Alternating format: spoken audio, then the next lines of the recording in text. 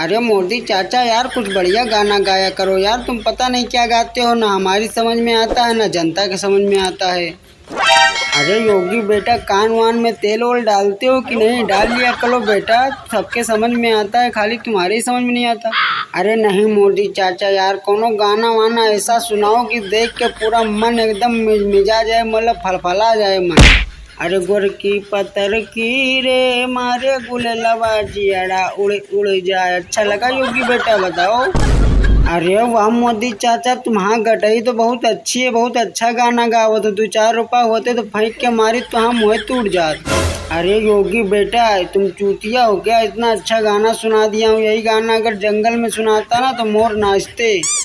अरे मोदी चाचा, तुम्हारा जंगल नहीं है कि तुम गाना गाओगे तो मोर नाचेंगे, कुकुर बिलार भेड़हा नाचेंगे।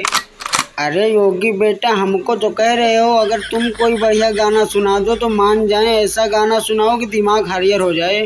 अरे मोदी चाचा, हमको शर्म आता है तुम्हारे सामने, तुम इतने बूढ़ बुजुर्ग होके हमारा गाना सुनोगे, मुझे बहुत शर्म आता है। अरे योगी बेटा सुनाओ यार, मजाक नहीं, बढ़िया सुनाओ यार। अरे मोदी चाचा मनियो न तो लियो, सुनो। गंगा पार से उलट टिरी बैठी, गुलर के डाल बैठी, गुलर के डाल। मजा आया और मैं ये जो मजा है हिंदुस्तान के हर व्यक्ति को देना चाहता हूं।